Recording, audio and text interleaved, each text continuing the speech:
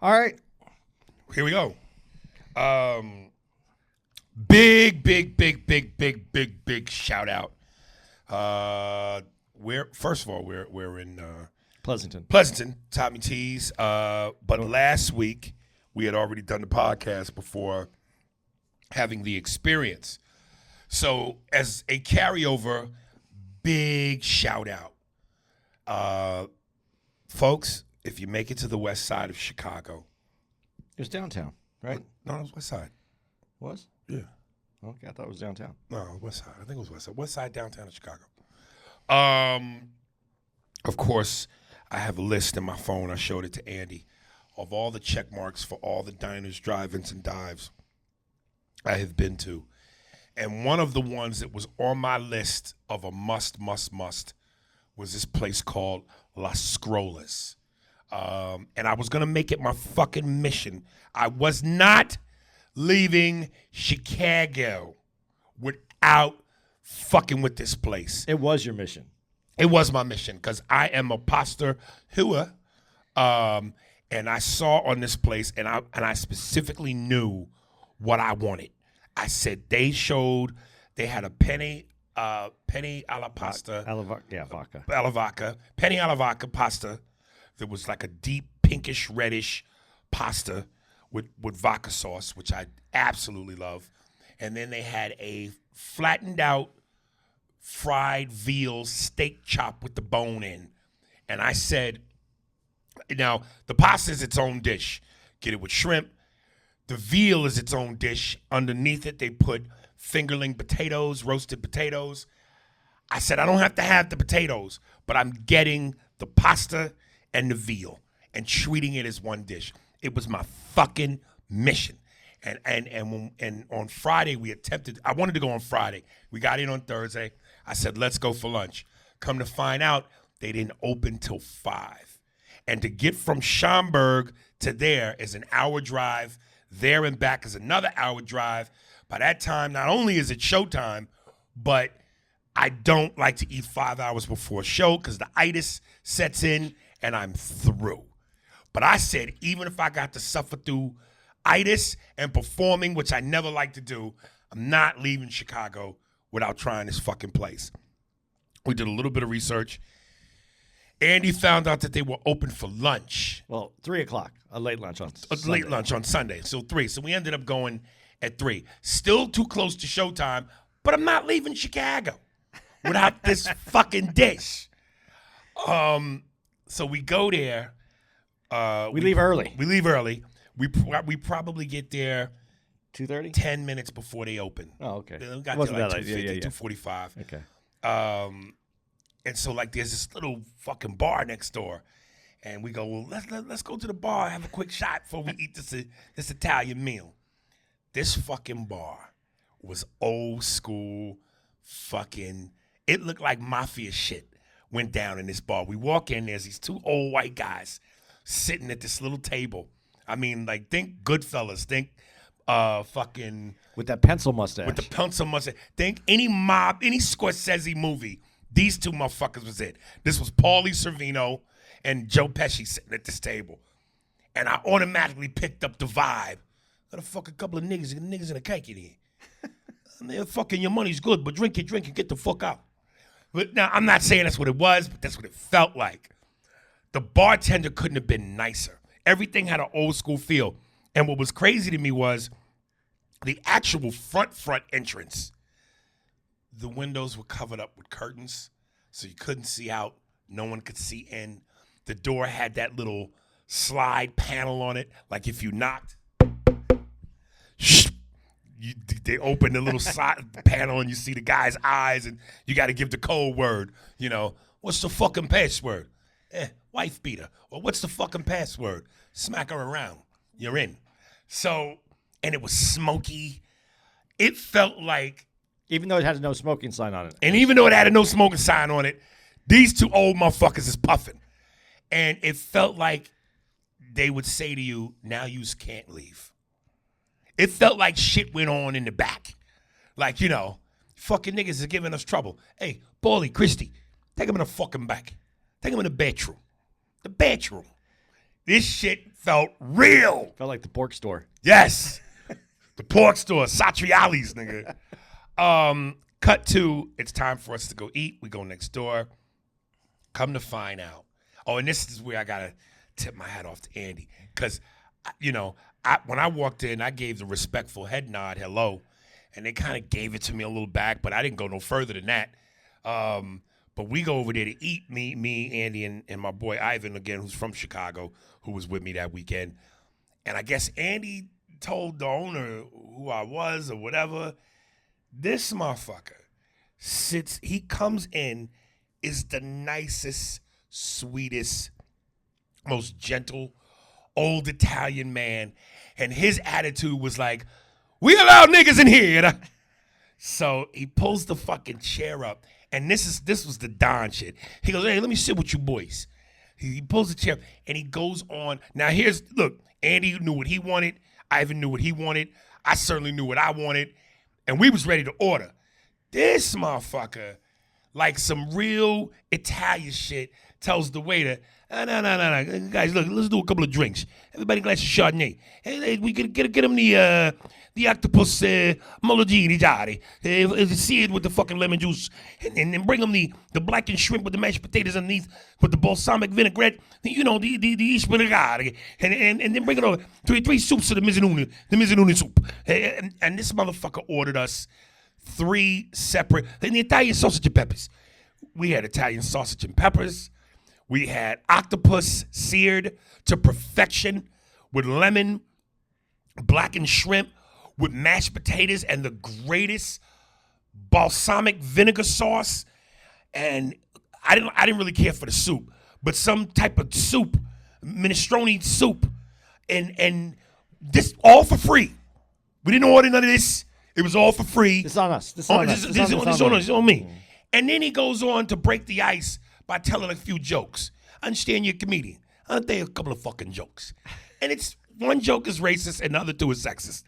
To break the ice. I loved it. I fucking loved it. It just, dude, I'm telling you. And the food was spectacular. And I had been saying how badly I wanted to try octopus. Because every time I watch Triple D, I'm like, damn, it looked like if that shit is cooked just right, but I couldn't get past the suction cups. Everybody that ever talked about it said it's tender but a little chewy. But the thing that's always scared me was the suction cups and that big head. The head doesn't come to the table. I know, but damn. But yo, the way this shit was cooked, it had just enough crunch, which is a good crunch, but it was also tender as fuck. Yeah. And that balsamic sauce, wow. That was the best octopus I've ever had. Wow. And I've had it quite a bit, and that was and at one point, and listen, this was my childhood here in Jersey and in New York. Every year, they would shut down a large section of Times Square, and both to the right and left of you was just like food stations, and it was like an Italian festival. Yeah. And I mean everything Italian food wise, culture, and the sauce. I so remember the smells of the Italian sausage and peppers. And I don't eat the peppers, but you could smell the onions and the peppers on that perfect baguette or French roll with the sausage and the hot sauce. Dude, he brought that to the table minus the bread. And I mean, these Italian sausage, and I'm trying not to get full because I know I got a veal chop coming the size of a sewer. What would you call that shit in New York? The man cover. The man cover. Yeah. A manhole cover.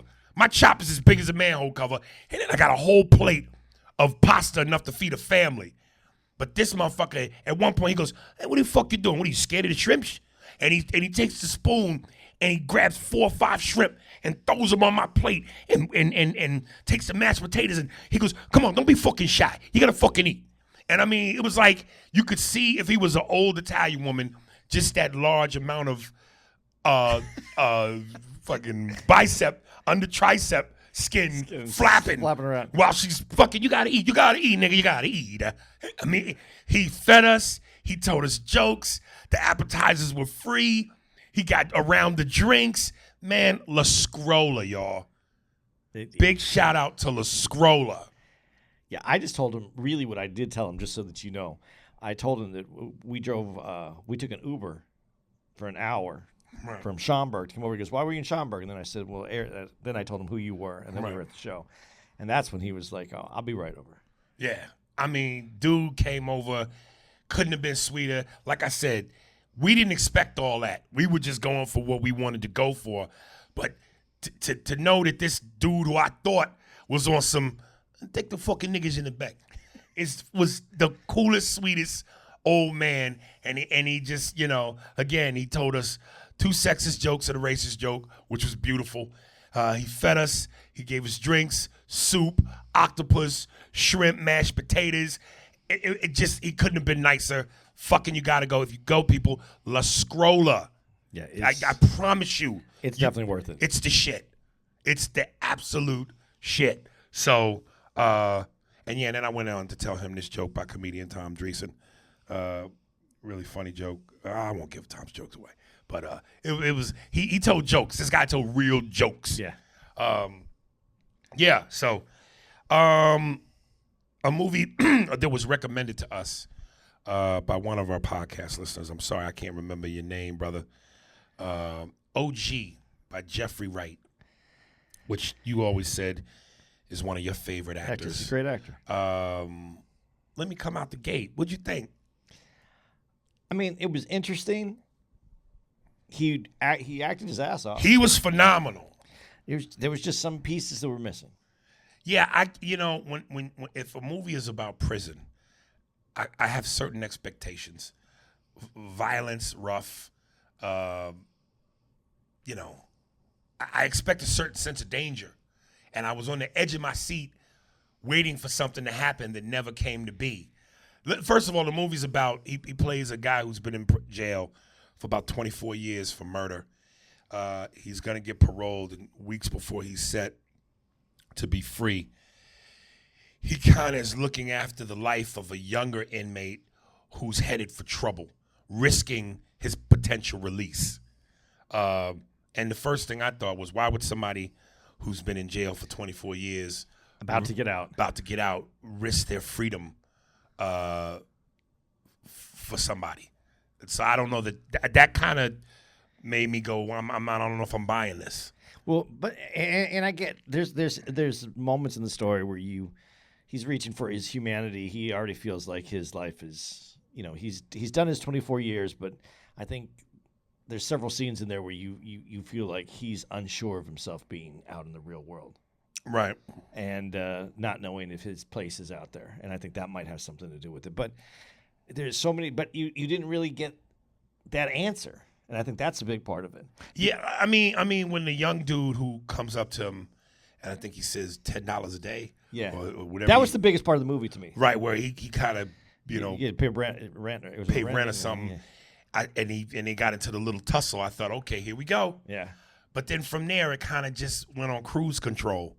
Well, they try to make it a story. Just that they try to make that story from there. Right. And where you're supposed to, and I don't know from that moment how he gets, regardless, I don't understand how he would have feelings for that kid at that point. That kid tried to, he had to tune him up a little bit. Yeah. I don't know if this is old school shit, prison shit, but this is why I say, niggas have style and rhythm, and the way we come up and say certain shit, like when he was trying to warn old boy about certain things, and he said to him, "Hey, young blood, let me breathe on you for a second." I love that. I never heard that before. I love that. That is some old school, either some old school or some prison shit, but a way of saying, "Let me talk to you for a second." And instead of going, "Hey man, let me talk to you for a second," he said, "Hey, young blood, let me breathe on you for a second. Let me breathe on you." I love it. He played that part, man. No, he did. He's great. He is a great actor. I think one of the hardest things to do, and I've said in acting, is to act with no words. And the scene where, I think the word is atonement, the scene where he had to, make good or try to make good with the sister of the guy he killed. Yeah. And prior to him doing this, there's another ex-prisoner who was with a white lady who, I guess, he victimized her, and she learned to forgive him, and they created a friendship, which I've heard things like that happen sometimes. So they're kind of giving him the scoop as to what he needs to do to get right within himself, and they're telling him he needs to do this. So then when they finally have the scene where he's having atonement, I hope I'm using that right, the lady says to him how she doesn't wish he would get out of jail. She thinks he should stay in jail. And all of that emotion that he had to display without words. And then, of course, as they're showing him, the camera's slowly zooming in to get the meat of what you're supposed to get, the facial expressions. And he did a lot with nothing for that scene. Yeah. And so he's a bad boy. Yeah. But I thought the movie, okay, let me just say this before we critique the movie too much here. I thought it was worth watching. I don't know that I'd watch it again. I didn't say again. I said it's worth watching. There's movies that I'll say to people, yeah, you don't need to see it. I'm so on the cusp. Really? I don't know if it's worth watching, but I don't know, man. I can't. I don't want to say it's not worth watching, but when the fact that I go, I don't have to see that again. Or if I was channel surfing and it came on, if I go, nah, then you know what I'm saying? Yeah, but there's certain movies that I'm not going to that I have to watch if it comes on. Yeah, That's not one of them. right. But I would definitely not tell people not to watch that movie. I'd go see the, if it's on HBO, it's on HBO Max. It's worth it. You already have it. Watch it. I remember when we vaguely kind of discussed this a little bit, and I said to you, one of the things I didn't understand was why did they toss his cell? Like why his cell was all fucked up. And you said because they can. They can. They don't want you to be happy. And then you went on to tell me about you having a moment where you were in jail and some shit happened about a strip search. Yeah. Well, and I know you had told me you sold weed and you had gotten arrested. But what you didn't tell me and what I heard for the first time was that you went to jail for 6 months. Yeah. And you had a work release. And on the weekends, you had to stay there and sleep over there. Yeah. And I remember I asked you, hey, man, did any booty shit ever happen? Or did anybody ever try you? But, dude, I know I've said this on this podcast. Guys, I've been knowing this motherfucker for 3 years. And every once in a while, he peels another layer that makes me go, who is this nigga next to me? I mean, rich friends, weed, coke, DJing, motorcycles, Porsches. This nigga, Andreas is his name. Yo, this motherfucker is Grand Theft for real. If there's an artist out there, please, I envision this. Send me, because one of our podcast listeners sent me and Andy a funny picture where it said, niggas, welcome to my dojo. And they had me wearing a Miyagi-san headband and some Asian print in the background, and I loved it. Somebody, if there's a talented artist, draw a picture of Andy with the Jufro, the beard, some shades, and in the background like an explosion, but there's a private jet flying over, maybe a helicopter in the back, a mount of cocaine on one side, a bushel of weed on the other, a naked bitch on a Harley, and like 2 Porsches with 2 black women bent over the hoods. That is this nigga.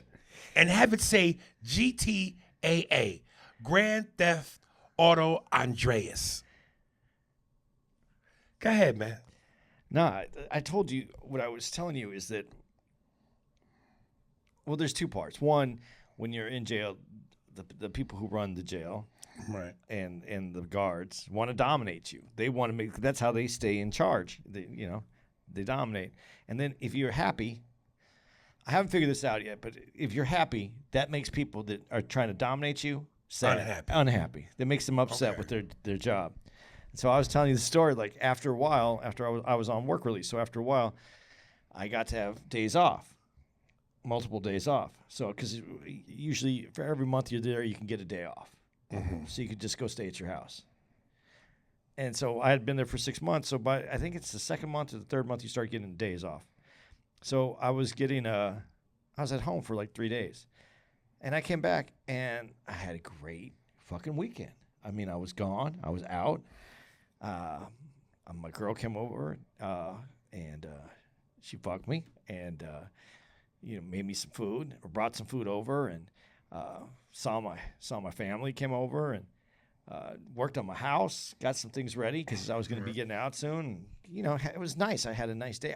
I got a thing of ping pong balls that I was bringing back in because that's the thing, you'd run out of ping pong balls or we'd break them because I played a lot of ping pong. And me and this Asian dude that I was in, we played a lot of ping pong, and he taught me how to play. And we'd break balls because you'd hit the ball so hard they would split. So I had a brand new pack of ping pong balls that I was taking back. I was in a good mood, and you can't have that. You can't show up in a good mood.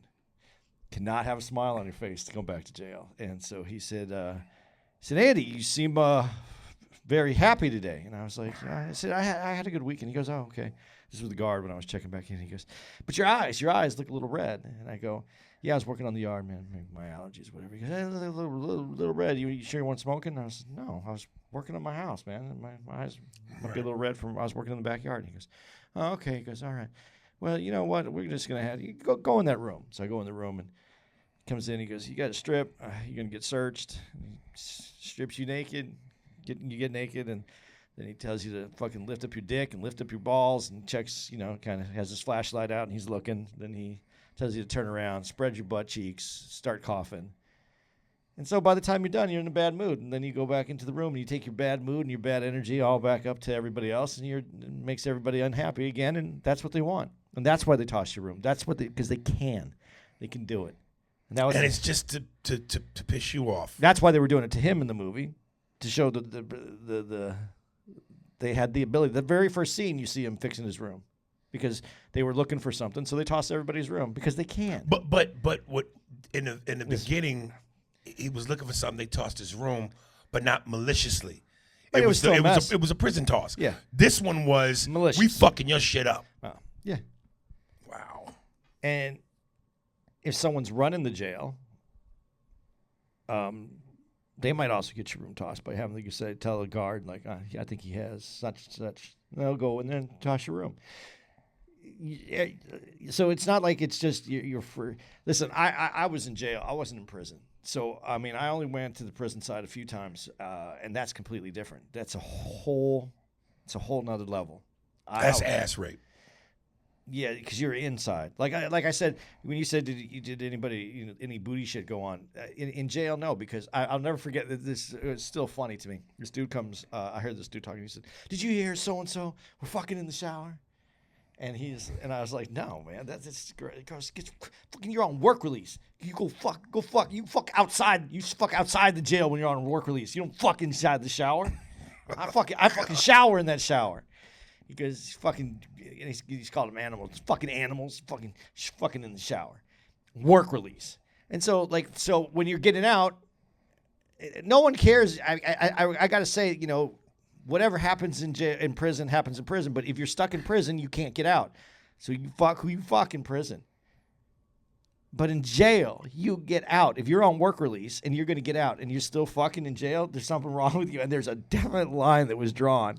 So I thought but that first night that I was even in jail, I mean, yeah, I was scared. I was nervous. Slept up with my booty up against the wall just to make sure. I wanted a second. I wanted to have a second to try to get ready. But yeah, we'll get ready for what? To fight? Yeah. Okay. Yeah. Right. I'm protecting the goal, man. There's no one getting in there. Right. So yeah, but there's just all kind. But like I said, I was in jail. I wasn't in prison. I was fortunate that I got work release because of my situation. I was able to do that, but I didn't have to go where it's at a different level. And this obviously, when you're in a jail, when you're in prison with people who've been in there for 24 years, it's a different level. Right. With people, I was in with a lot of people who robbery, petty thefts, a little violence maybe, but not overly violent. Now we're and okay. So prison is murder and No, well, it depends. You can go to prison for bullshit too. You can be in prison just because you fucked up and you got the wrong judge on the wrong day. You can end up in prison. So, and as it's been described, I mean, you might as well say it. We're talking about it. As it's been said, you could also go to prison because you're black. The white dude may go to jail. For my situation, there's black dudes that are in prison for what I did. God damn. But there's also white dudes in prison for what I did too. This is where not having a public defender can really help you out. And that's a lot of times what it comes down to. Right. Jeez. So, again, and let me just say this before we go off this topic. Not proud of it as I talk to you about it, but I'm not ashamed of it either. This is my life. This is what I lived, and we're going to talk, and we're talking openly. I don't mind being honest about my life. Not proud, but definitely not ashamed. The only thing you're missing is a tattoo. No, I got tattoos. Where? Yeah, I got tattoos here. I've never seen that much of your arm. I don't, because the tattoos are for me. They're not for everybody else. I got them because I'm telling you, man, I know this nigga's dick is huge, nigga. It's not. You got all the makings of a badass nigga. It's not a big dick. It's a yeoman dick. It goes to work with a lunch pail and a hard hat and goes to do its work. It knows that it has to put extra effort in. It is not a star. I see. This is the thing. Like Brad Pitt. I'm not saying Brad Pitt. Do you think he has to fuck? Because all the girl's done after she fucks him is I fucked Brad Pitt. The question isn't was he good. The question is you fucked Brad Pitt. Right. I have to put effort in.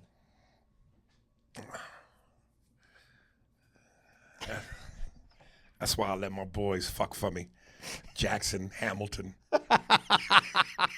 Franklin. You know what I'm saying? They put in the work for me. So, honey, you like old bald men? No, you don't? Have you seen this guy? Right. Oh, that guy. Yeah.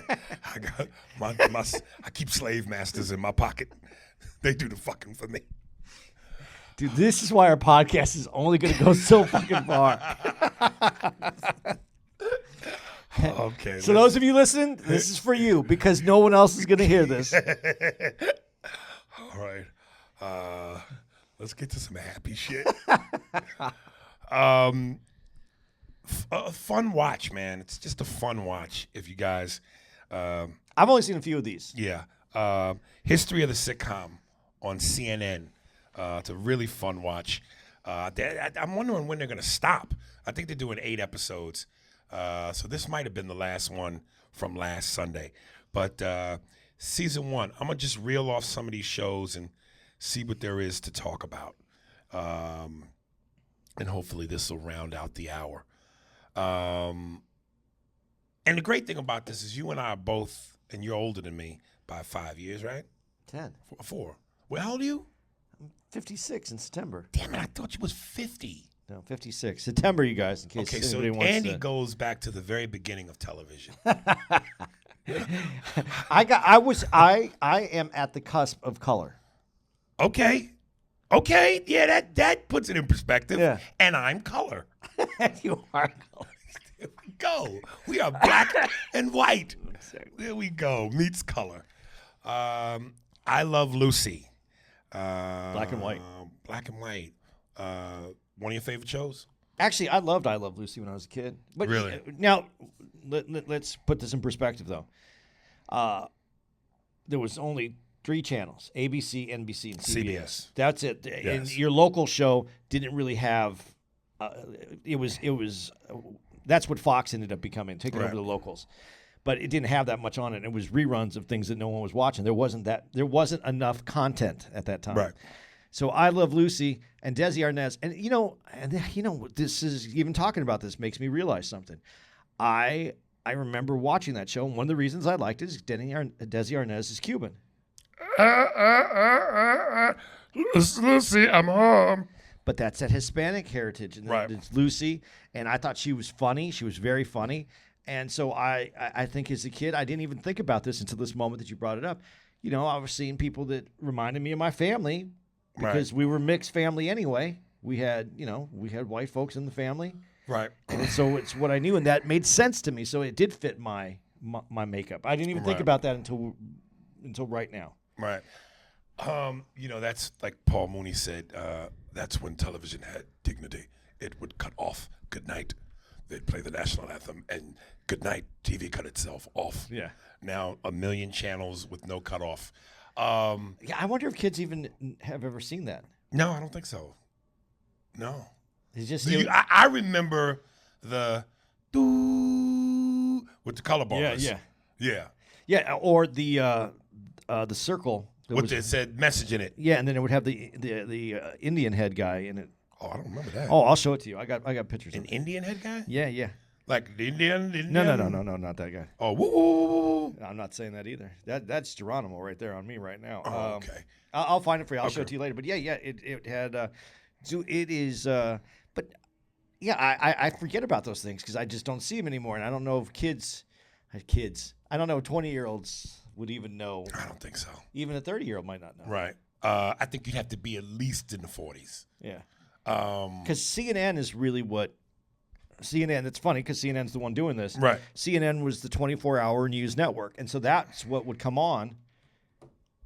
And that was the only thing that I think was on regular television that was 24 hours long. Because when I was a kid, like I said, we didn't have cable in Arizona for a long time, so we just had HBO, and we had this big antenna that went up on our roof. It was just like a cone. It wasn't like a satellite. It was just a cone, and that's how we got HBO. And we got one channel of HBO.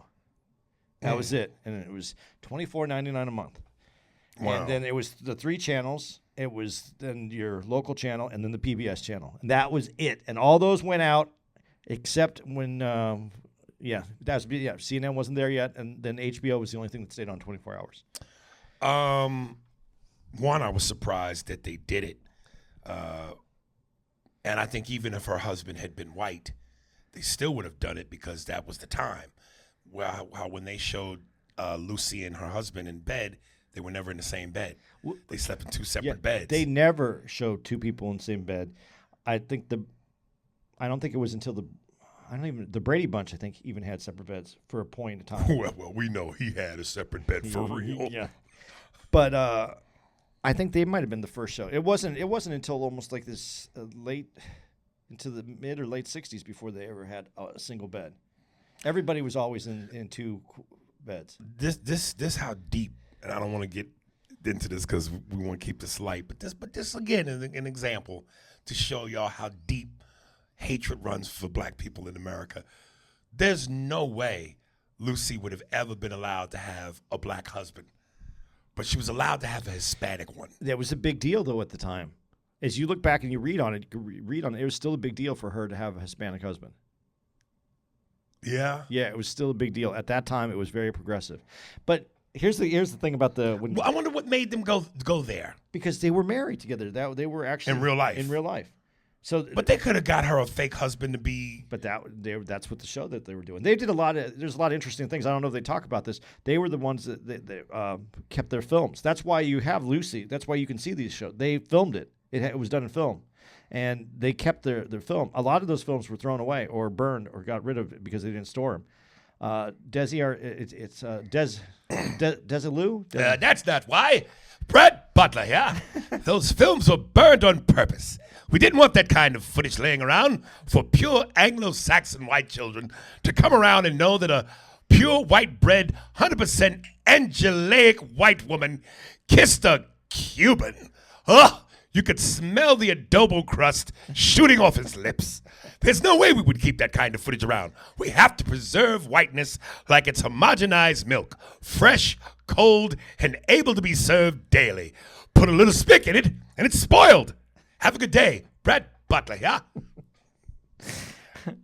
It's Desilu Productions, right? And they were they were ahead of the curve. They knew what they were doing, right? Or they guessed right. Either one that you want to say, they did. So that's what it worked out for them. But when you see the 2 twin beds, what I thought was kind of interesting about that is when I would see that in the shows, and then and my parents only had 1 bed, right? So I was thinking my parents were progressive as fuck because they had 1 bed. They're fucking. Right. Like those other people on TV were making appointments to fuck. Right. My parents were just fucking. Real quick before I move on, even though she wasn't a stand-up, people always considered Lucille Ball one of the great female pioneers of comedy. Yeah. Do you agree? Yeah. Even though she wasn't a stand-up. Even though she was a comedic actor. And I give her credit because she was I know that she wrote a lot of this. Right. So, yeah, I give her credit for being a comedic a pioneer. I mean, Carol Burnett wasn't, and I don't want to get too far ahead of this either, but there was but Carol Burnett at least had a little bit more to do with what's that shit you do? Greatness? No, yeah, besides greatness, what's it's not stand up, but the other thing you do. A sketch. Sketch, yeah. Carol Burnett at least did sketch. Right.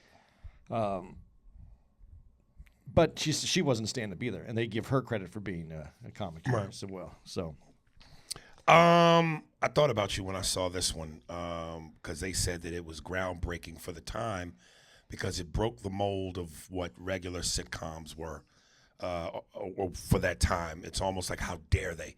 My three sons, a divorced dad or a widowed dad, with three sons. And, of course, again, the timing was just like you can't show two people who obviously have kids in the same bed. You can't show a man without a woman raising kids. Yeah, so he had a housekeeper. Yes, but he was a single dad. Well, so was that before? What's the one with Ron Howard and Happy Days? No, before that. Oh, Mayberry. Yeah, There's Aunt B. There's no mom in that one. But Mayberry is more. The onus is more on a town of white wishes. There's no niggas in the whole town. That's what that show's about. You know. Yeah, but again, he still didn't have a mom in that. It was his Aunt B.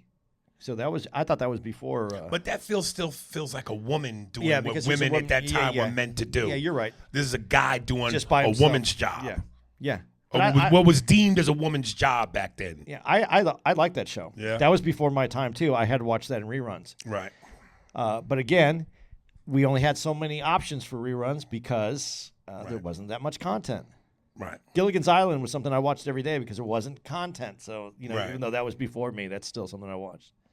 If they did a remake of My Three Dads or My Three Sons today with a black cast, you know what it would be called? What? My Three Niggas.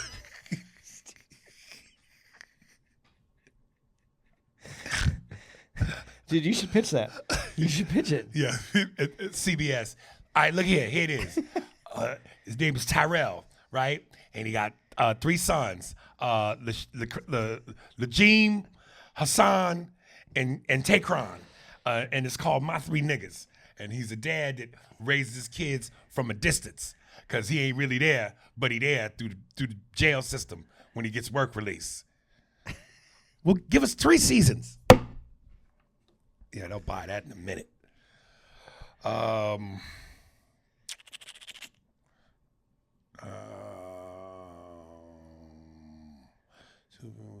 Versus, kind of like with Dueling Families. Which was your favorite show? I didn't really care for either one of them, but the Brady Bunch versus the Partridge Family. Oh, the Partridge Family were way cooler. You thought so? Well, they were a musical band on tour. Right. There was no dad in that. Honestly, I'm going to tell you, I think the Brady Bunch was one of the worst things ever for America. Really? Yeah. Why? Because they showed a nuclear family that didn't exist. There's no family. Okay, first of all, there's 2 separate families that came together. That's one of the things that the Brady Bunch talks about in the song every time. Right. There's a story of a lovely. Okay, so they get together and then they come together, and this beautiful family is raised that doesn't match up to anybody's family. So when you're a kid and you're watching this, that shit isn't going on in your house. So you saying it's not realistic? I'm saying it makes you feel, as you're a kid growing up, like something's wrong with your family. Right. Because your family doesn't get to that level of that family. This family, they're heartfelt. Right. First of all, they live a nice life. They have a nice house. They have, but they have regular jobs. But the dad's Right. still home all the time. Mom's home, and they have a housekeeper that's fucking the butcher. So they're getting good food at the house. And then the mom and dad get along well. There's hardly any fights, and when there's these fights, they have these big stories on how this happens. And there's one story where the middle kid, what is it, Peter? Is it Peter? Is the middle one or Greg? I don't know. What? Greg's the older one. Greg's the older one, and the youngest one, Bobby. So it is. Bobby's the youngest, Yeah, and so it's Peter's the middle. Peter wanted to send out a letter about how great his dad was, so he sneaks out of the house. He gets caught. He gets put on punishment, and so he's punished because he was trying to say what. And then his dad wins, and it's this whole like special episode, heartfelt. Right. No, this is not how it works. Right. And I felt like there was something. Like my family was a not horrible, but I felt like our family just, if that's what was supposed to be a family, then there was something deeply wrong with our family. Right. And I really think that the Brady Bunch was terrible for American families. You know where the father was from? The father? Mm-hmm. No. San Francisco. See, and that's that's the other funniest part about that, what you're saying too. The truth about what was going on behind the Brady's is the real American family, where you find out, Dad's fucking somebody, got a whole separate family. Yeah. This is a different. That's more honest to what the reality. I don't know what it is, but I smell a bit in there. Something. Dun. Here's the story. I don't know what the bit is, but that's got bit written all over it with the truth. You felt the juice in it. Right. And the housekeeper was fucking the butcher Tom, and then he gave her the meat, but not that meat. And I don't know what it is, but there's a bit in there somewhere. Yeah. So, but I felt that was terrible. The Partridge Family. I mean, I thought they're a musical group. It was kind of cool. There was no dad. There was it Donnie Bonaducci? Was that his name? Danny Bonaducci. Danny Bonaducci. And he has stories. His stories. Did you ever see he's had problems, dude? Let me tell you. I don't know, man. You either make it from a kid actor transitioning into adult actor, and you get away untouched, unscathed, and you have a beautiful ending, or you get diddled by the entertainment uncle. Something happens, nigga, with some of these kids, man.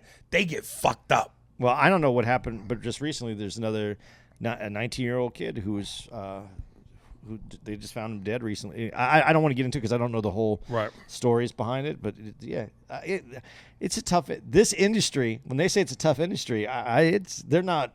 This is, and then when you and it seems like sometimes with these kid actors, they're either so cute and adorable that America loves them, but then there's an awkwardness when they transition to adults. Like, I don't know that Danny Bonaducci as a kid was ever that adorable, but he certainly morphed into something.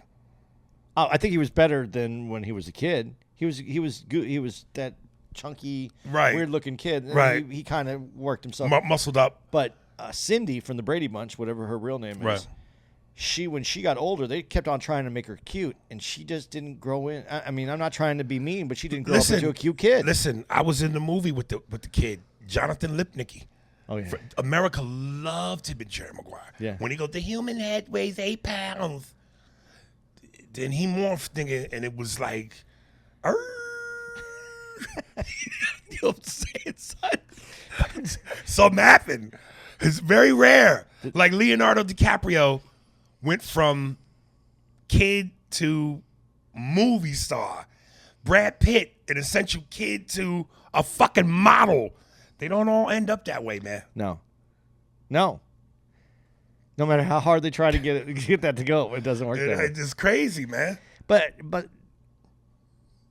yeah, this is just a rough business. I'm not going to even get into more. It's a rough business. When you take apart how this business works, like we talked about this last night because the dude who's driving us around, and he said, and we were both talking about the business, and I said, hey, I love comedy.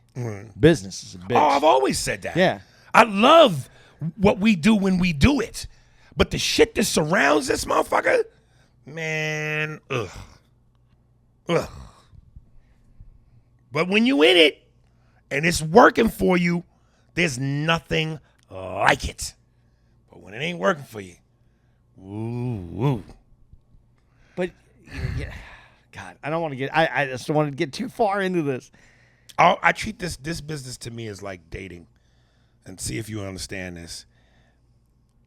It only works for you when it works for you, but if it don't work for you, then it's work for you. Yeah. No, that makes perfect sense. I feel like we're just part of the equipment, though. Is Right. what I feel like, because the people, the power in this business, you could be a $20 million a year actor, I mean, movie actor, but you're still just part of the equipment until you get producer title. Right. The producers, the owners, even the directors have way more say Right. than the actor. The actor's just getting their money up front. Right. And that ain't bad. But when you're the actor that gets the money up front plus a back end, Yeah. The toy deal. but if you're a kid, be careful because it starts out, it ends up.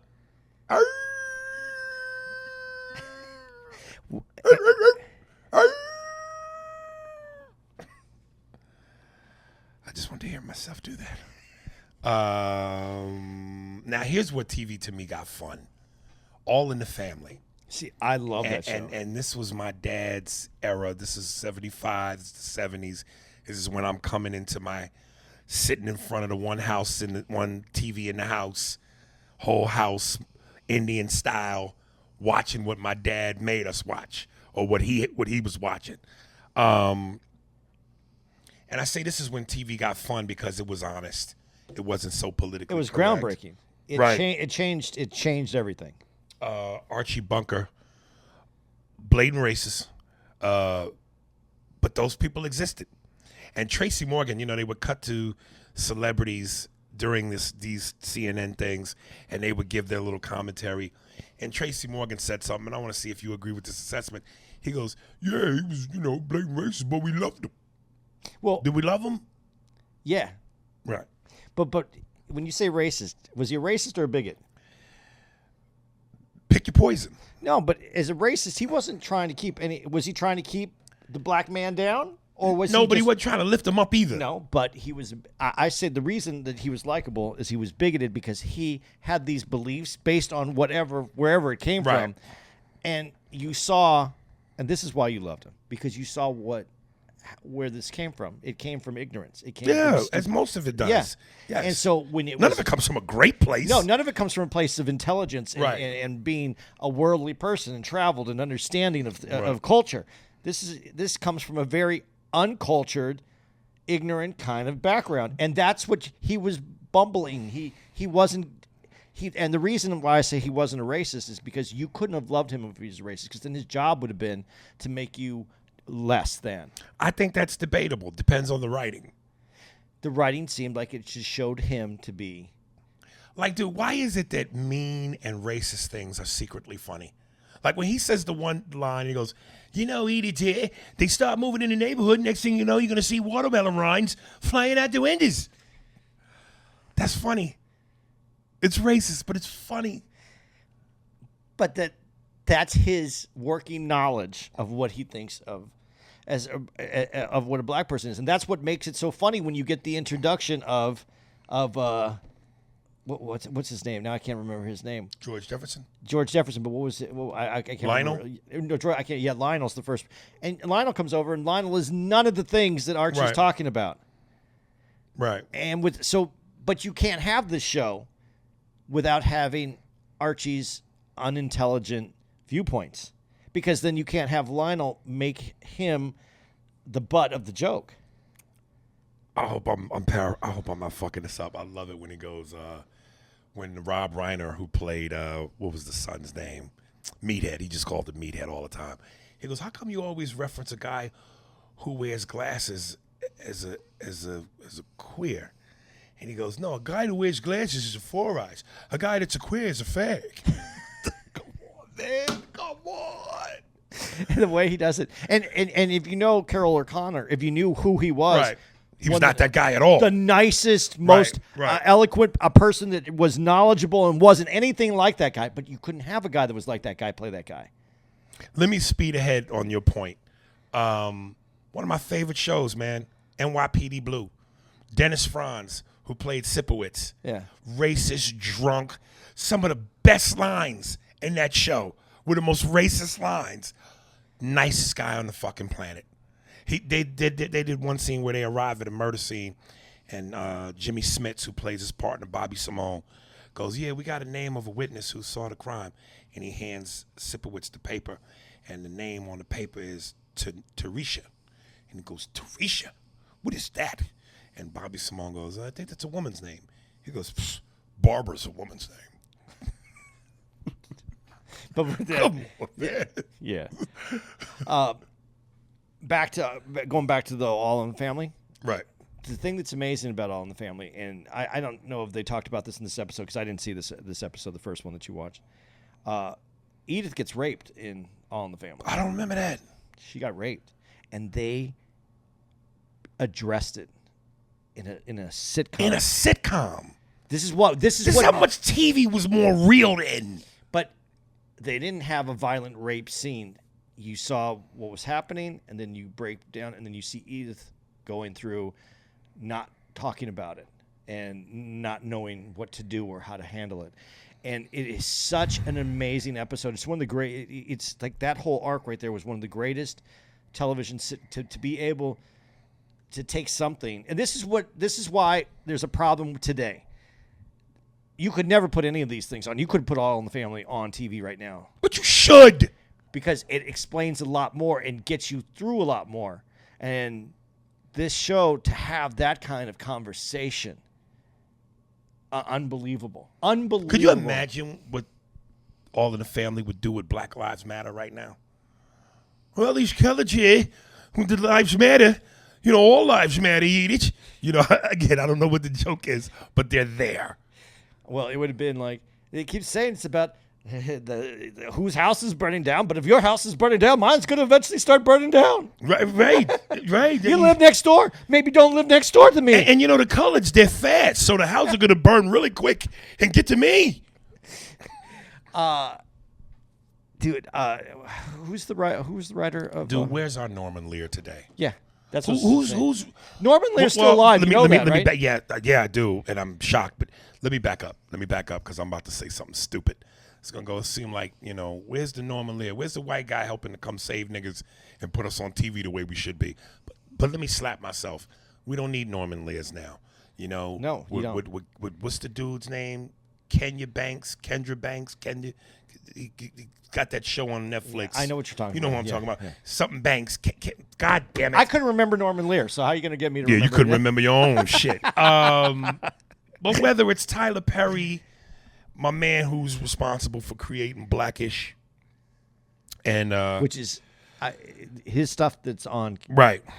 Fuck. So, yeah, we don't need a Norman Lear. But, you know, if it wasn't for Norman Lear at that time.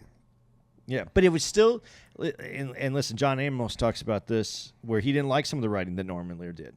Well, they didn't. They would always have majority white writers on speaking for black experiences. Exactly. So I'm not gonna. That's why I'm not gonna. It is great that Norman Lear was there to do what he did, but that's why there needed to be more voices in that room. Right. But he's an amazing man. I mean, he's still alive today, running around Hollywood, still working. Still healthy. And you know why he's healthy? Because he works. Because he keeps himself going. I think it's kind of amazing. I think I do like the ground that he broke. And you know what? When we do say that about the white writers in the room and not enough other voices, right. He also was working in the Hollywood system. Right. So we can say that. So I'm not trying to disparage him on this either, because I don't know what he was allowed to do. He was already breaking rules. Right. So I don't know if that was his choice or maybe that was part Kenya of Barris. Yeah. It's Kenya Barris. Fuck, I should know this guy's name. Look it up on IMDb. And, you know, when you talked about the arc of the rape, there was also that great arc that even prompted President Nixon to get upset about the gay thing, when Archie talked to his friend who wasn't flamboyantly, stereotypically gay, and he's sitting down with him, and he goes, "You're not like one of the queens, right? You're not, you don't believe." He goes, "Archie, have you ever seen me with a woman?" And then that's when it hit Archie that this dude is gay. Yeah. And then they cut to the phone call with President Nixon on the phone, and he's saying he's pissed. He's like, "We cannot be promoting homosexuality on TV, a la All in the Family." He mentions All in the Family. Yeah. So that, again, race, rape, homosexuality for a sitcom. Well, don't forget, there's also the scene where they blow up. Is it Lionel?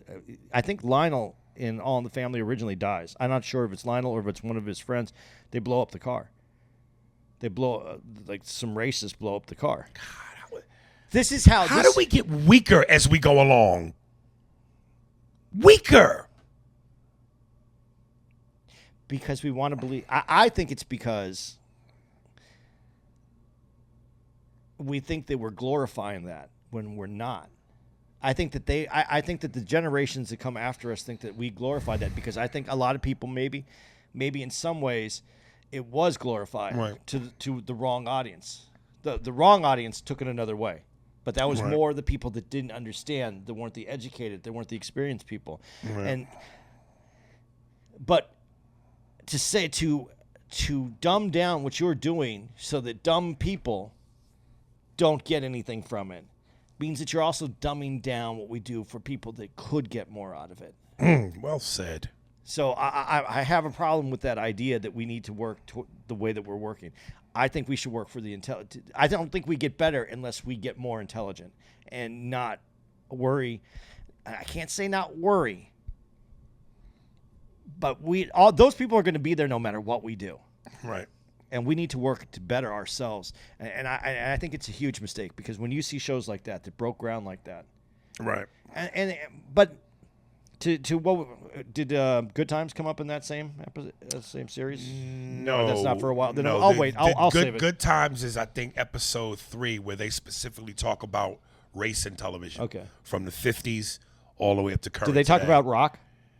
They mention rock. I mean, that's a mistake that it was only mentioned, because that's one of that came at a time when there was no, and you talk about this, and I don't want to. There was a sweet point in the 90s for black television, a renaissance. Because of Fox, and because Fox, they yeah. needed, and you talk Yeah. about this needing the viewership. Right. And as soon as they got the viewership, bye, niggas. And this is why I go 70s and 80s, particularly 70s, is where TV got real. It's where it got dangerous, truthful. It felt like you were on the beginning stages of history, because things were getting explored for the first time. These discussions were being had one day at a time.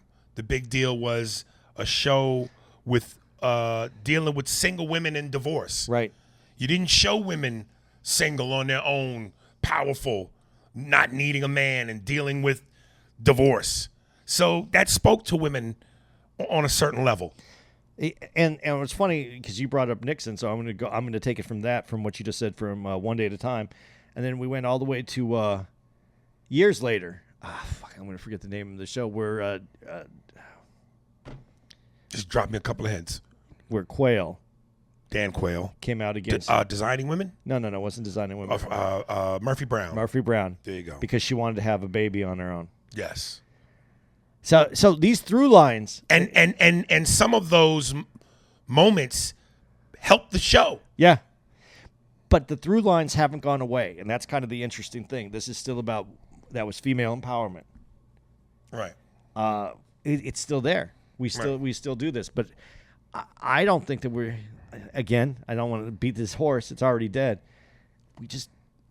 The way we interact so fearfully to express some things that are going on, which this is what we do. We handle this in a way that people can have this conversation, because when you do rape on a TV sitcom like All in the Family, Right. it forces people to talk about it. Right. Yeah. And we're giving them a breakdown of it in a way that comes off of a comedy sitcom. And that's that's partly what I think is so fascinating. Listen, if this were a drama, you'd expect it. Right. But this is a sitcom. And some might argue, well, for half an hour, Jesus Christ, let me just be free. Let me not deal with real shit. Let me laugh, which is what sitcoms are intended for.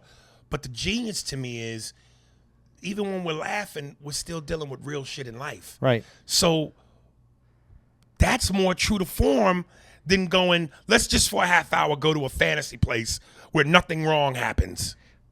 And if I can give it to you in that half an hour or hour, whatever long sitcom you get, and I can give it to you with the tools to be able to deal with it, which is humor, laughter, and still be able to get these points across and still be able so that you can have that conversation. Because I can't just go into work and go, hey, so it's a bunch of rape going on.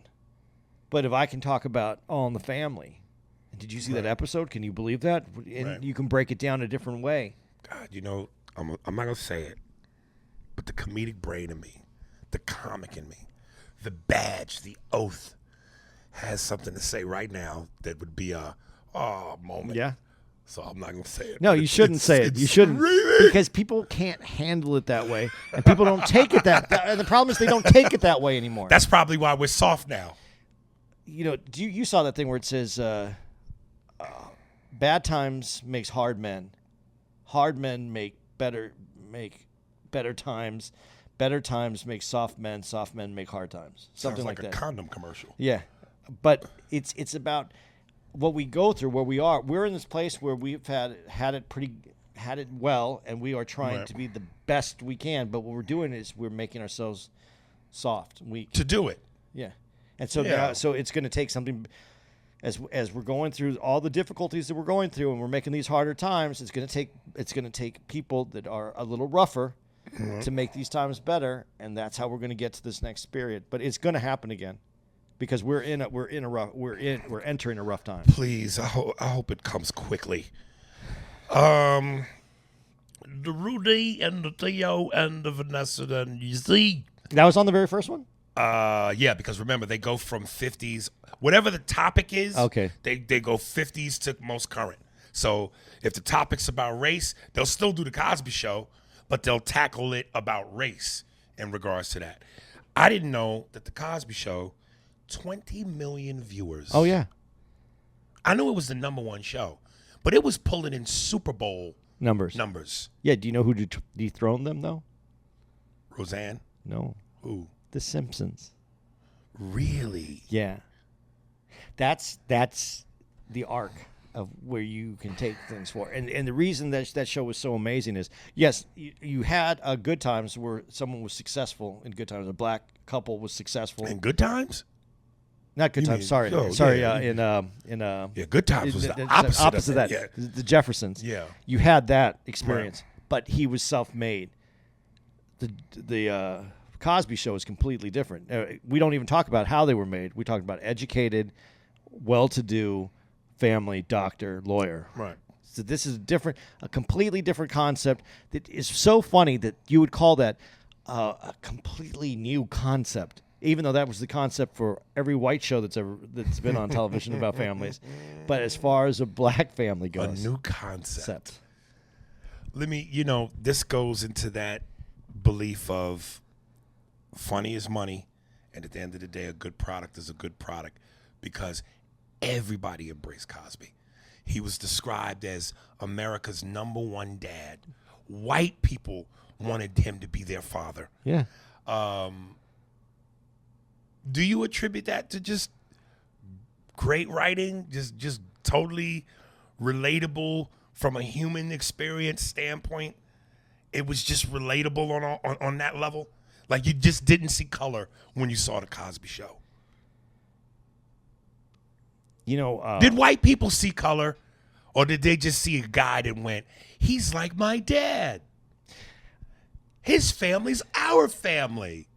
The thing that's interesting about TV is if you can let it be, like you just said, he's like our family.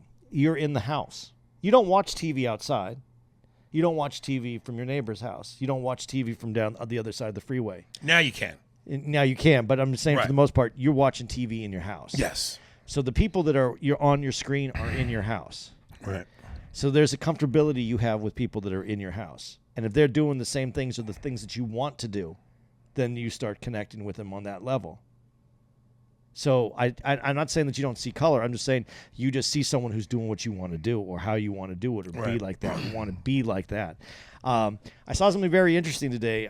One of the Gold Cast on Hold that Instagram. note. And on that note, folks, ladies, a lot of y'all keep your phones in the back pocket of your tight jeans. So based on what Andy's telling you, when I want to fuck you, you can't say no to me because I'm in your ass. I'm in your pocket. I'm in your ass. So there's a comfortability you have to have. So when you meet me and I go, I'm Mary Spears, you owe me some pussy. Why? I'm in your ass. Go ahead. But it talked about how when you look at someone, how you see them, and how you see them should be, as you look into someone's eyes, you should see who they are. Right. Not you shouldn't see what they do for a living. You shouldn't see what color they are. You should look to when you go to meet someone and you shake their hand or however, as you're looking at them, you should see into them and you should see who they are that way. Right. And it would save a lot of problems if people did that because one, we'd have less of our race issues, but also we tend to see the outer person. So if they have a nice car, a good job, we tend to be seduced by that and not realize that still could be a bad person right there. That could still be someone that wants to hurt you because we're still looking so much for the outside instead of the inside. And I think that's why, to a large degree, when these celebrities get in trouble, it's hard for the public to convict them because what they know is what they've seen on the outside, and that's who they've fallen in love with. That's who they're invested in. That's who comes into their televisions and in their houses, like you said. Yeah. So to go, Cosby drug bitches. He's a what? You're not seeing him for who he may really be, if that's what he did and that's who he is. What you remember is, Theo, I brought you in this world. I'll take you out. Yeah, because you followed by a laugh track. Yeah, because you spent hours with that guy. Right. You didn't spend any time with the other guy. With the pill man. And I'm not saying I'm not judging. I'm not even going to judge him on that. I'm just saying that's how you are introduced to someone with hours and hours. And for me, when you brought up Mike, the father of the Brady Bunch, do. And you make a joke about you reference him. There's no visual that I can come up with of that situation. I can't imagine him like. Okay. You can't imagine Mr. Brady with cock in his mouth. No, Right. because he's Mike. Right. You know, he was the dad of Right. his kids, and he was in love with whatever Right. her name was, and Florence Henderson. so, yeah, and that's why I said the show was bad for America because I believed that was love when he was In the bed as husband and wife. and when he'd come down for dinner and he would see her and he'd give her the little peck and then they would go have dinner. You know, that's the show that they had dinner at the table together. Yeah, you didn't know this nigga was sliding off to Detroit on secret runs to go meet Terrell Jackson. Yeah. Now, if they would have showed that part, I could have gone, well, that makes more now I understand. Hello? Yes, Terrell. Who are you here for? Yeah, I'm here for Mr. Brady. Oh, my God. Why are you all sweaty? I just got in from Detroit. I ran. Oh. How do you know my husband? You ain't going to believe this, but... but that's how we know Mike Brady. Right. You know, there's Dick York and Dick Sargent. Did they do Bewitch on this thing? They may have. Because that was a switch too. Because Right. the guy lost his part. Right. And they switched it. But I can't see those. You know, I just saw him as those guys. That's all I'm ever going to see him as. I can't see him as anything else. Right. So you're right. When you go to trial, when you go, you still you see the character. You don't see. Right. I have to ask you this show before we get off of this. All right. Because this was interesting to me. What did you feel about Family Ties? And the reason why I ask you is because, that dynamic that they played about Michael J. Fox being this young Republican. Yeah. And the political son. What'd you think about it? Well, I actually enjoyed it because my parents were very, they were more Democrats, and I at the time was more of the Republican in the family. Right. I had that like certain things that were being done made sense to me, but I didn't get all of the information. I got the especially at that time in America, the news was very pro Reagan. Well, yeah, that was his reign. Yeah. The 80s. Yeah. So, I'm seeing, we're going to cut taxes and there's going to be more money for people because this business is going to get better. And then you would see business get better, so I was assuming more money, but my dad wasn't making any more money. Right. So my dad wants to kill me because I'm like, no, that's good for the country, isn't it? Right. So I thought it was an interesting, as I look back on it, it's even more interesting because and I think it's important because it shows that dynamic in a household where we're all going through the same things, but we're seeing it differently. Mm-hmm. I thought it was an interesting show. I think it's funny though, more so than the show. I really liked the actors in the show. The dad was a cool dad. The mom, I don't even remember their names. I just remember I like watching the show. Meredith Baxter was the mother, and they had issues. That I like at that time. They were like letting the parents have a little bit more realism in their relationship. Mm-hmm. So I thought it was a good show. You didn't like it? It's very white, right? Not the fact that it was not the white part, but just I don't know the political angle and the son being who he was. I like Michael J. Fox. Yeah, but I didn't understand the whole. I was too young, maybe. Well, I think that the '80s was a time when everybody wanted excess. Everybody was going out to become I don't want to trace steps here going back too far, but I really think that's a turning point too in America where everybody wants to be rich. Right. I mean, you used to want to do a job. I bet if you ask kids today, young kids, what do they want to be? It used to be when I was growing up, you wanted to be a fireman or a policeman. I mean, that was kind of the thing that, as a kid, I want to help people. I want to. I don't think that probably comes up like that anymore. Even to little kids. Probably not, and especially with maybe not firemen, but how policemen are now viewed. Well, policemen, that's a whole different thing because it shows a different. Bobby, what do you want to be when you grow up? I want a job where I can kick around niggas. Oh, you want to be a corrections officer? No, you want to be sergeant of police. Yes. Yeah, that, but it's different. I mean, that was a time where BMW became a label. Ralph Lauren, there wasn't. Think about this before the '80s, and you grew up. That's when you're really growing up, right? You're like you're a young man. We didn't have Ralph Lauren when I was a little kid. We didn't have polo shirts. We didn't spend $30. I'll never forget this. That shirt was $30. We spent like $3 for a shirt. Dude, back in the '80s, my school budget for clothes for the year was $100. Yeah, but you could get a pair of jeans, some sneakers, and a few shirts. Yeah, for $100. Yeah, you could do all right for the $100. Now socks are $100. Dude, those polo shirts are $90. So. But back then, even that polo shirt I remember was $30, and I thought $30 to $45 for a shirt for those polo shirts, depending on the colors and how they were made. Dude, that was a lot of fucking money. But that was the direction that we were heading, and this is how where we are right now. Everybody, and that has a lot to do with MTV and cable television in general. Everybody started to know. Everybody started to see. Everybody, you see famous people now, and you didn't see them on the television show. You saw them walking down the street, and they're wearing, and you wanted. What you said? Was it? You said polo, right? Polo, and then there's Lacoste, which was the alligator. I thought that was La Tigre. No, there was La Tigre. That was the tiger. Okay, that was the tiger. That was what. I thought La Tigre was the alligator. No, that's Lacoste, and at the time it was called Izod. Because those were all the shirts that the white boys from the polo team wore, who lived off their dad's money and could depend on their father's money to get them out of rape cases. And that's when that whole preppy thing moved into the regular norm of society, where everybody wanted to dress up, and drive a BMW and be somebody, I gotta mention this show for me. This is, and then we're gonna get out of here. No, I'm really enjoying this. No, this is always fun. Show me that smile. Show me that smile. Don't waste another minute on your crying. Growing pains, dude. I told you she was my first white mom rub one out fantasy. Jonah Kearns, man.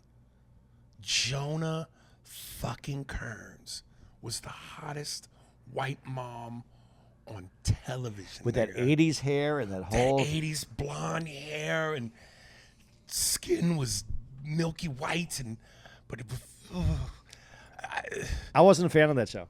No. I think I was just a little too old. It missed me. Oh. It just missed me. I saw some of the episodes. They were fine, but it just missed me because I was starting to do different things. And, dude, I thought for what my age was, Mike Seaver, Kirk Cameron, was the coolest dude. He was Bart Simpson if Bart Simpson was a teenager, nigga. Yeah. But then he grew up to be a douche. Well, Of overly top religious fanatic douche. But that comes from, dude, this is full circle. We're going to full circle on this. That comes from the industry. When the industry beats you up and takes what you have. But he was one of them charming white guys who, let's be honest, white guy, good looking. Unless you fuck it up, you got it made. But what happened to him that he went all the way over to that side, to the religious side? What happened to him? Because you're saying, yeah, you're the white guy, you're the good looking guy. We just saw what happened at Nickelodeon recently. What happened to him? I'm not saying anything bad happened to him. Right. I'm just but saying something may have happened to him. Why do you need? I'm not saying that the people don't find the Lord on their own.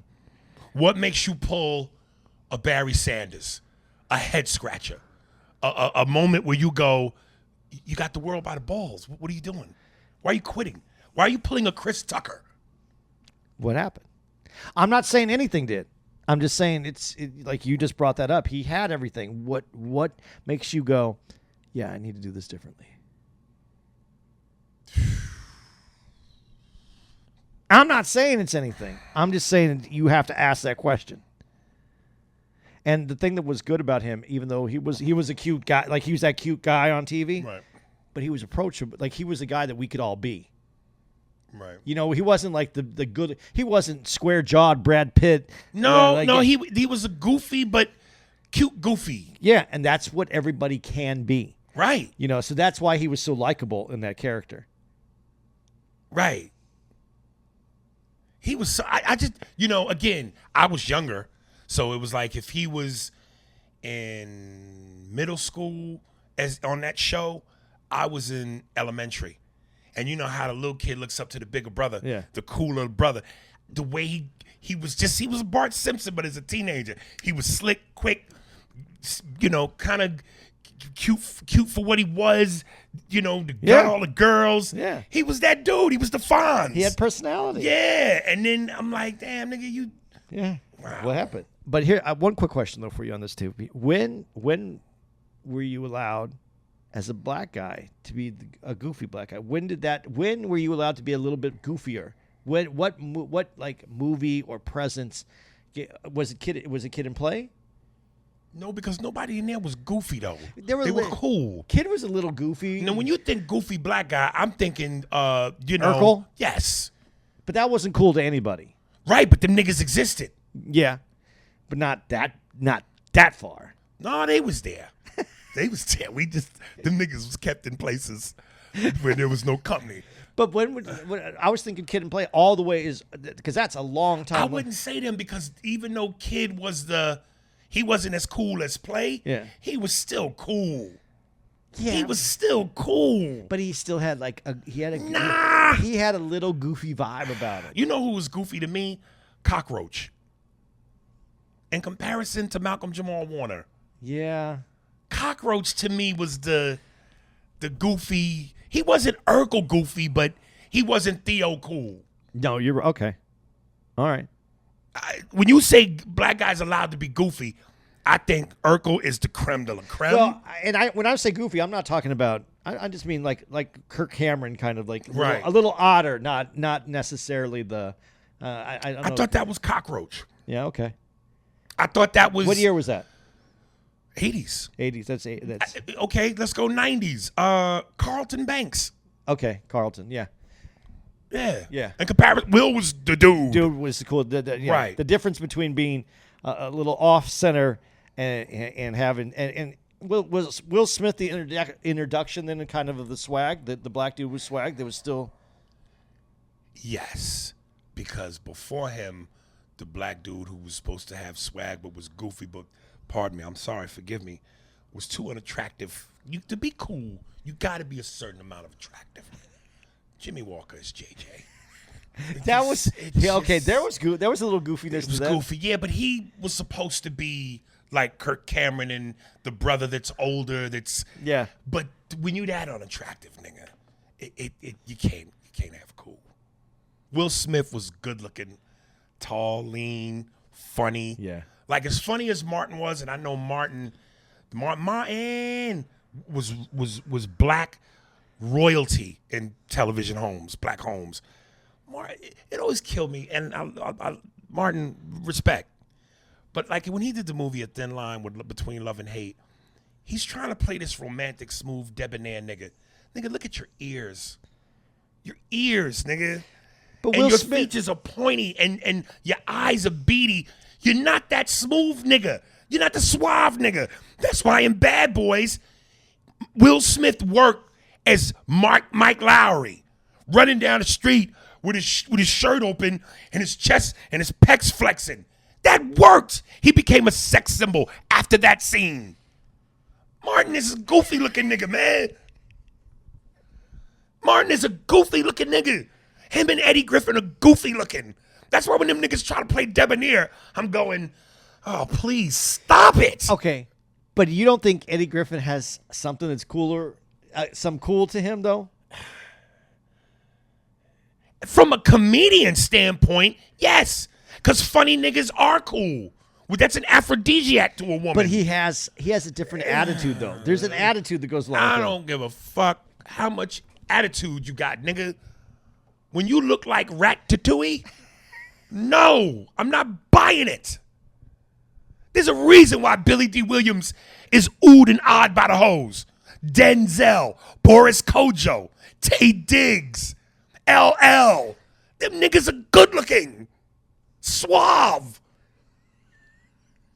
Like I look at some of the movies with Eddie and Martin, I go, nigga, if you in real life would not get that bitch in that movie, you are getting that bitch because it's in the script and because it's acting.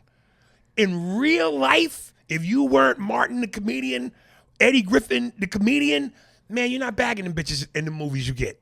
You're not bagging them. Get the fuck out of here, yo. And let me say that again. I could be wrong, because listen, funny is money, and funny is sexy to women. And if your funny is strong enough, so I might be contradicting myself. No, let me go back. If you're not funny and you're those guys, good luck. But if you're funny and your funny game is strong, you could bag a bad bitch. You could bag a bad bitch. Because Patrice would tell you all day, me naked is a mess. And Patrice's girl was dope. And he go, sometimes shit fuck me, and I'd be like, this bitch is fucking me. I'm a mess naked. But Patrice was a pound of pure yayo, nigga. His comedy was pure coca, uncut. And some women, they love that high. So, and that's how I get pussy. This is where we're going to be, man. September, ladies and gentlemen, the 2nd through the 5th, we're going to be at the Raleigh Improv. It's not in Raleigh. It's in, where is it actually? North Carolina? Yeah, but it's in some city. Cary. It's in Cary. It's in Cary. That's where it is. And much respect to Eddie Griffin and Martin Lawrence. I mean, I'm not trying to shit on them, even though it came off that way. They're two of the greatest comics in comedy. Dude, you knew when you saw Martin in what was the movie we were just talking about? Thin Line Between Love and Hate. No, the comedy. Bad Boys. No, the comedy that I was talking about, House Party. House Party, yeah. You knew he was going to be somebody, and he wasn't even. Yeah, he was a funny motherfucker. I told you, I love Martin in movies. Yeah. In movies, Martin is the shit. I know this is blasphemous for me to say this. The Martin Show did not do for me what it did for every other black person in America. That wasn't gospel to me. Sometimes I thought he overdid it. Sometimes I thought it was too much. Sometimes flat out ridiculous. It didn't do for me, that show.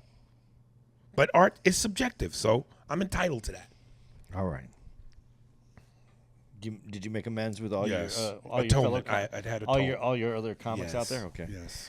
Raleigh Improv. It's really in Cary, but it's Raleigh Improv, and we'll be out there the 2nd through the 5th. Then we're going to be in Hartford, Connecticut, at the Funny Bone, the 10th through the 12th, and follow that up. The next week we're going to be in Brea Improv, out in California, because California is kind of open, the 17th through the 19th.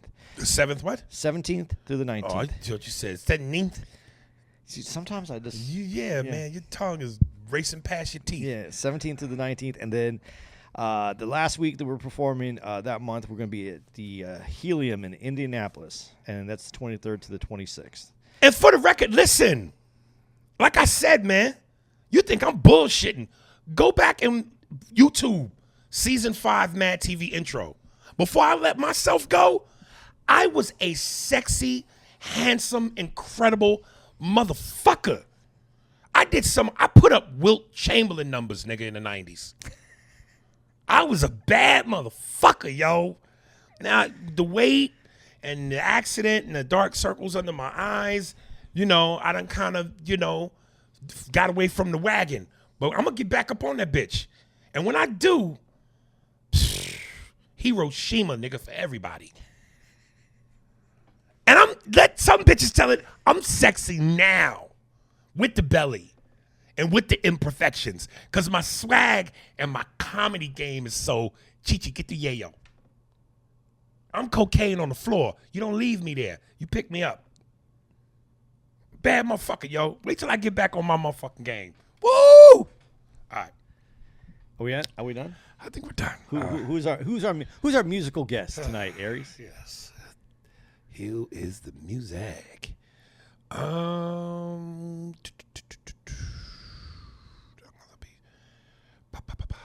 Incidentally, I'll tell you about that off the air. Please kill all this dead time, Steve. As I'm looking for this. Okay, this is Serge Gustave. His song is called Hypnotize. This is by Serge Gustave. Instagram is at RealNameSerge. That's real name Serge. That's the only handle he gave me. And this is called Hypnotize. Hopefully he hypnotizes you motherfuckers into supporting this shit. I'm Serge. Why do you say it like that? It's Serge. And cover this up. This looks all kind of brush. No, I'm serious. It's a very important piece. With a little lemon twist? With a little lemon twist. Yes, don't be ridiculous. All right,